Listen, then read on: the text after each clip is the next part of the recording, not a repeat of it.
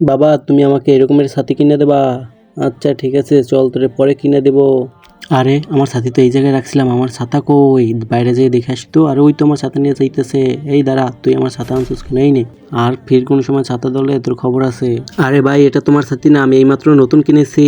অন্যের ছাতি চুরি করে আবার বলো আমার ছাতি।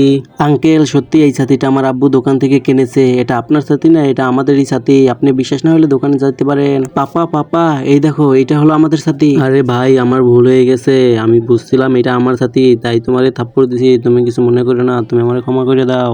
আচ্ছা ঠিক আছে ভাই, সমস্যা নাই, ছাতিতে নাম চলে যাই। পাপা পাপা আমার এরকমের একটা খেলনা কিনে দেবো, আমার খেলনাটা অনেক ভালো লাগছে। আচ্ছা ঠিক আছে চল তোরে পরে কিনে দেবো।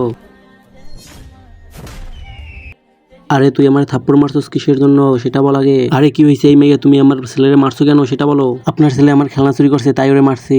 আরে বেটা তোমার খেলনা তো আমার কাছে, ওটা তো তোমার খেলনা না। আরে ভাই আমার ভুল হয়ে গেছে, তুমি আমাকে ক্ষমা করে দাও। এই নাও তোমার খেলনা, আমার ভুল হয়ে গেছে। তুমি আইসাই ওরে থাপ্পড় দিছো কেন? তুমি ওরে আইয়া জিজ্ঞাসা করতা এটা তোমার খেলনা কিনা।